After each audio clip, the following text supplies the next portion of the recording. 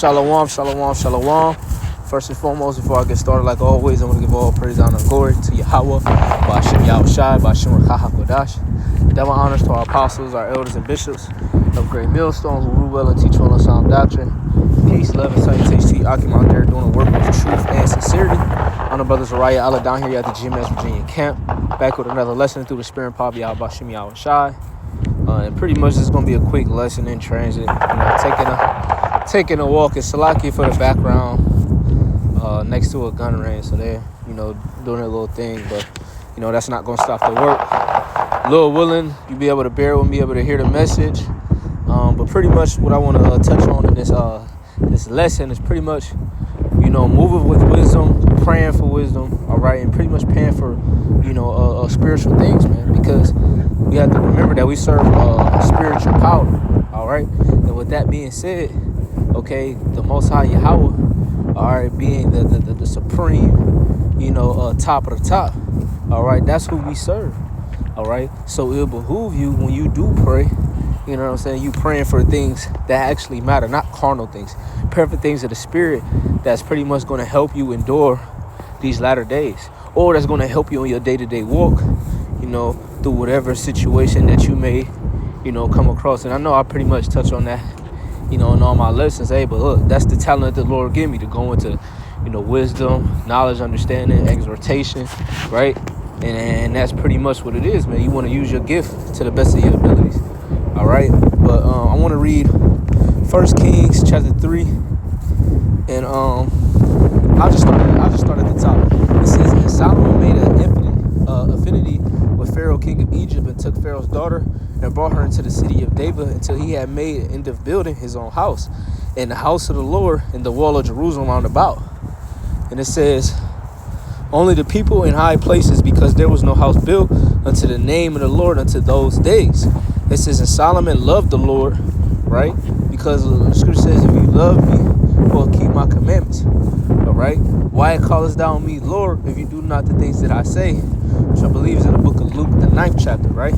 So if you really love the Lord, your actions are going to show, right? If you really have faith, your actions are going to show that you have faith, right? So it says that Solomon loved the Lord, walking in the statutes of David, his father, only he sacrificed and burnt incense into high places, right? Because David, all right, was a man after the Lord's heart, okay? The Lord loved David. David was the Lord's favorite, all right? David will be considered the elect, okay? And to prove that, just look at the mercies that he was given, all right? And then not to mention, or I believe it's Matthew, the 18th chapter, pretty much going into the regeneration and so on and so forth, so it's very, very clear, all right, who the elect is, all right, pertaining to the scriptures, man, all right? But continuing on, it says, verse 4, and the king went to Gibeon to sacrifice there, for that was a great high place. 1,000 burnt offerings did Solomon after upon that altar. It says, in Gibeon the Lord appeared to Solomon in a dream by night. And the Most High said, ask what I shall give thee. Right, so the Lord is inquiring Solomon, pretty much telling him, hey, look, ask whatever it is that your heart desire, and I will give thee. Which reminds you of the scripture how the Lord speak about how the Lord it was his good pleasure to give you the desires. Matter of fact, let me get that real quick.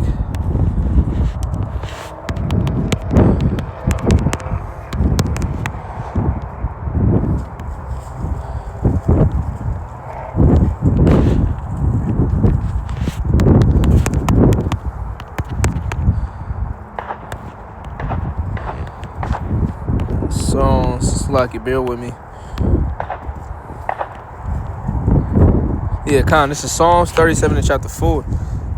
Psalms 37 and verse 3. It says, trust in the Lord Yahweh Ba'ashem Yahushai and do good, so shalt thou dwell in the land, and verily shalt thou be fed. Verily thou shalt be fed. Yeah, because we're going to be fed through the Spirit.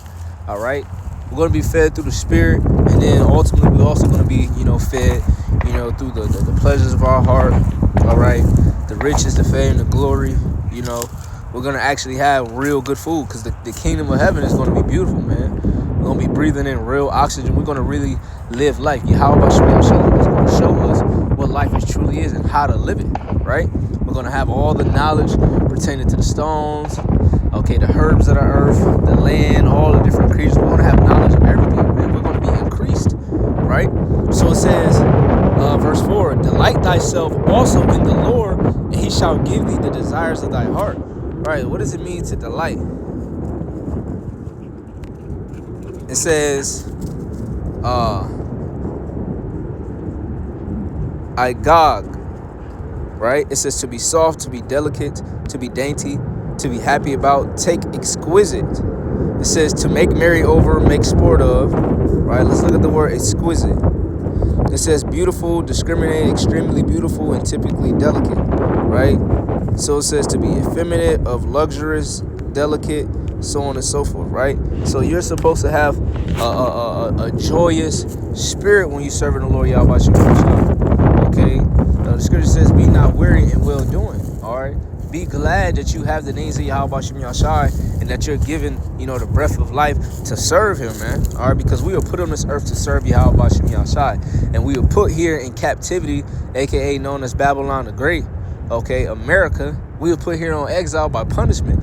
So that being said, nothing else is more important than serving the Lord Yahweh Shem Yahshai. Yeah, we may have our daily duties and so on and so forth, but the top priority is delighting ourselves in Yahweh Shem Yahshai. And it says, verse 5, commit thy way unto the Lord, trust also in him, and he shall bring it to pass. Yeah, because nothing is too hard for the Lord Yahweh Shem Yahshai. If you praying for, particular things, hey, best believe you're going to go through those things to obtain the thing that you pray for, man. Okay, be willing to experience whatever experience you have to go through, all right, to get what you pray for, because it's not just going to come easy. Hey, leave it.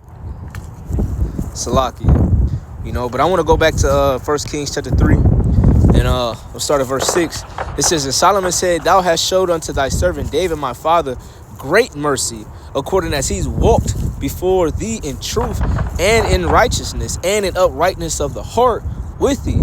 Thou hast kept for him this great kindness, that thou hast given him a son to sit on his throne as it is this day. And now, O Lord, Yahweh Shem Yahshai, my power, thou hast made thy servant king instead of David, my father, and I am but a little child. I know not how to go out or to come in. Right? So pretty much going into Solomon, he didn't have no experience of being a king. Okay? If you want to pretty much put it in today's term, if you enter into a new career field, what do you enter as? An entry-level position, meaning that you have zero to little no experience. Okay, so that being said, you need to be taught, you need to be trained, you need to be groomed, okay, to be, that top, whatever position you decide to be in. So King Solomon, him not actually ever being a king, he's inquiring to, look, Lord, I'm but just a child. I don't know, like, please, guide me in the right direction. Same thing with, Moses. When Moses said that he's not good at speaking and so on and so forth, but the Lord put the words in Moses, and he was able to stand on his own, okay, through the spirit and power of Yahweh Shem Yahshai. So that's the type of confidence that we need to have in the Lord, right?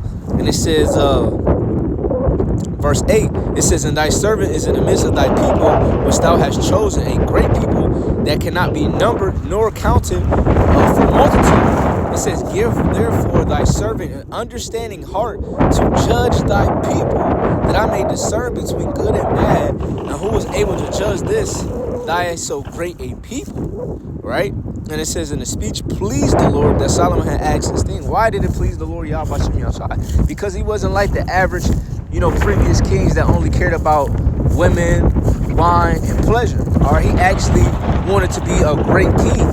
He wanted to walk in the ways of Yahweh Shem Yahshai. All right. He wanted to walk uprightly.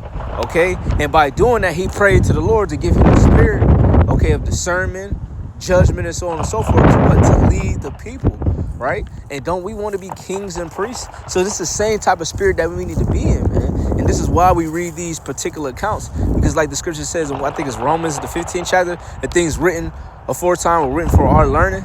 All right, this is to help us learn and to grow in the spirit by seeing what our forefathers asked for, by seeing what our forefathers did, okay, put into different, scenarios, and we try to apply it to our life, okay, and we move in the spirit as well, just like them. We are spiritual men, okay, and we need to move as such, right?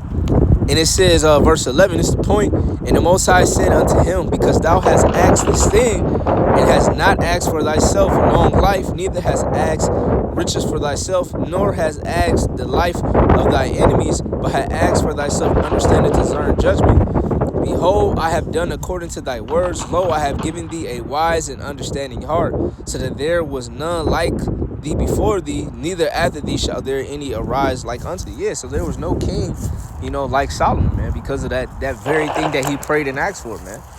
So if you want, spiritual things, you want the Lord, to move on your behalf, you want to be prosperous and so on and so forth, pray for those things, man, and actually put forth the work, to attain the things that you pray for, man. Not just being lackadaisical, oh, I pray for this, I pray for that. No, man, actually be sincere in your prayers and be sincere in your walk, man. That's what it's all about, sincere and genuine faith in Yahweh Bashem Yahushai. And if you really have, that sincerity, and if you really genuine, it's going to show, man. Like the scripture says, man, you should know them by their fruits, which is your works. So with that, I don't want to make it too long. Lord willing, was edifying to the hopeful elect. I want to give all praise, honor, and glory to Yahweh, Bashem Yahushai, Bashem Rakaha Godash, and double honors to our apostles, our elders, and bishops of Great Millstone. So next time I want to say, Kwame Yasharala, Wafa Babal, and Shalom.